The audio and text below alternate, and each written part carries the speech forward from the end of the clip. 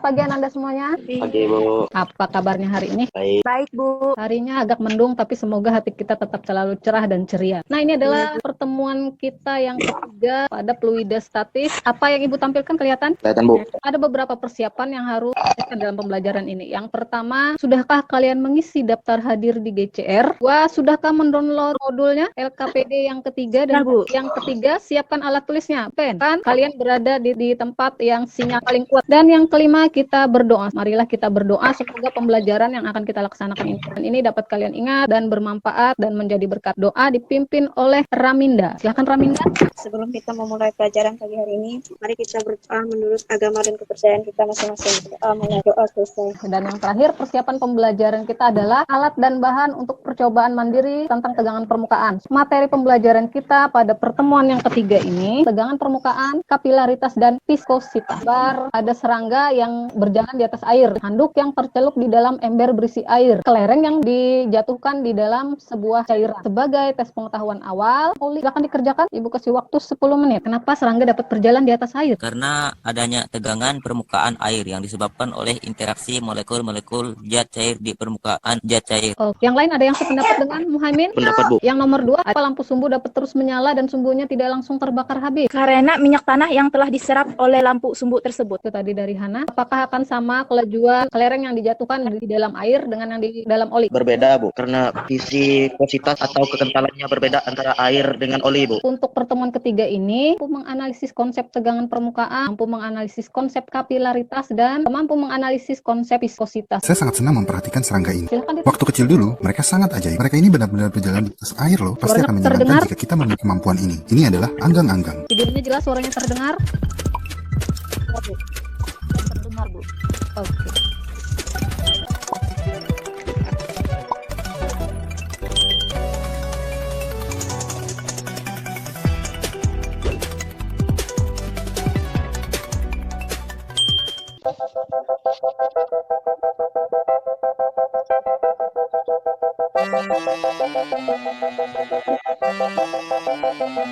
Perhatikan airnya, seperti tadi berubah warna.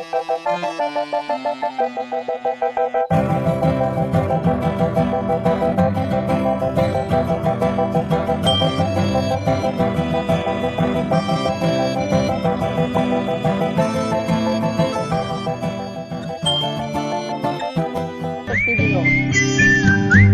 Kan kelereng yang dijatuhkan ya, kecepatannya.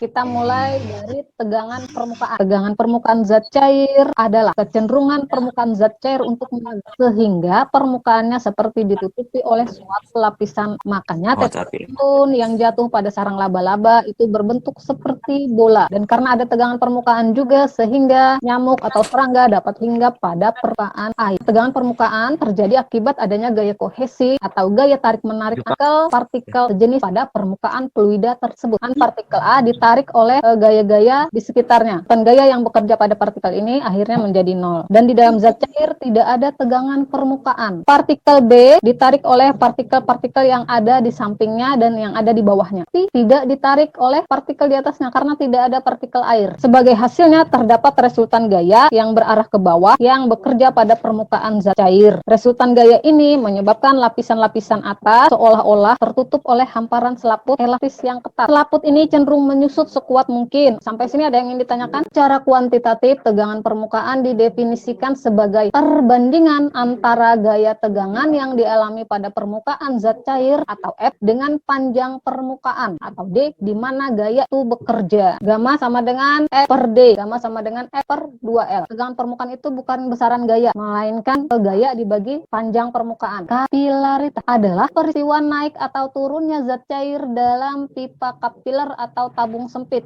Gejala kapiler disebabkan oleh gaya kohesi dari tegangan permukaan dan gaya adhesi antara zat cair dan tabung kaca. Air itu gaya adhesinya lebih besar daripada gaya kohesi, sedangkan pada rasa adhesinya lebih kecil daripada gaya kohesi. Adhesi adalah gaya tarik-menarik antar molekul yang tidak sejenis, sedangkan kohesi adalah gaya tarik-menarik antar molekul yang sejenis. Air dalam pipa kapiler akan terus naik karena adhesi antar partikel air dan partikel kaca lebih besar daripada kohesi antar partikel air sampai tercapai keseimbangan, yakni berat air yang diangkat seimbang dengan gaya adhesinya. Sedangkan peristiwa turunnya raksa di dalam pipa kapiler terjadi karena adhesi antara partikel raksa dengan partikel kaca lebih kecil daripada kohesi antar partikel raksa. Kelengkungan permukaan zat cair di dalam tabung ini kita sebut dengan meniskus. Banyaknya kenaikan atau penurunan zat cair pada pembuluh pipa kapiler dapat ditentukan dengan menggunakan persamaan berikut. Jika pada kelengkungan air kita tarik garis lurus, maka akan membentuk sudut terhadap dinding partikel. Sudut ini kita namakan sudut kontak. Tegangan permukaan air berhubungan dengan kemampuan air membasahi benda. Makin kecil tegangan permukaan air, makin baik kemampuan air untuk membasahi benda. Kenaikan atau